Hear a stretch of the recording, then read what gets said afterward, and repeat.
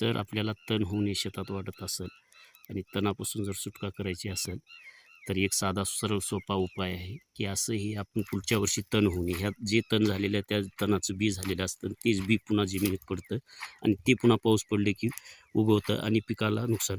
तण एवढं अतिशय नुकसानदायक आहे की तण जमिनीतलं क्षार, कॅल्शियम आणि घटक जे पोषण द्रव्ये आहेत ते खातं आणि पिकाला उत्पादन वाढीवर परिणाम करतं, पीक जोरात येऊ देत नाही.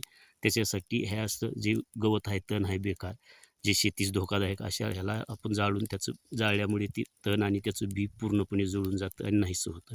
त्याला फवारणीची, कीटकनाशकाची गरज नाही, का तर कीटकनाशक फवारल्यामुळे जमिनीवर परिणाम होऊन जमिनीचं नुकसान होतं आणि जमिनीची सुपीकता घटते आणि जमिनीवर पण परिणाम होतो आणि पिकावर पण परिणाम होतो आणि जमिनीची सुपीकता घटून जमीन अनफर्टिलायझर होते. त्यासाठी ही साधी सरळ सोपी पुराणिक पद्धत आहे. हे तण जाळायचं म्हणजे तणाबरोबर बी पण जळून जातं आणि पुढच्या वर्षी तण होत नाही. ही अतिशय सोपी आणि साधी एक प्रकारची हे आहे. बघा, आम्ही शेतकरी हा प्रयोग पारंपरिक पिढ्यानपिढ्या करत आलेलो आहोत. हे बघा, अशापणे हे लावून तण पूर्णपणे रान बी साफ होतं आणि हे जळून ह्याची जी राख पडते ते एक प्रकारचा खतच असतं.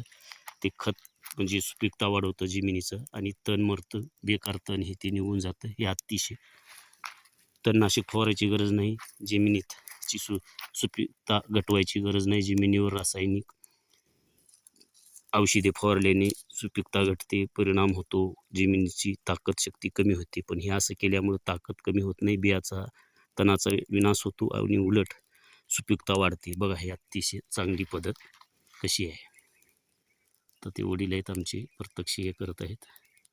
तर हा व्हिडिओ शेअर करा, चॅनलला सबस्क्राईब करा. शेतीबद्दल अशीच नवीन माहिती पारंपरिक पद्धतीची.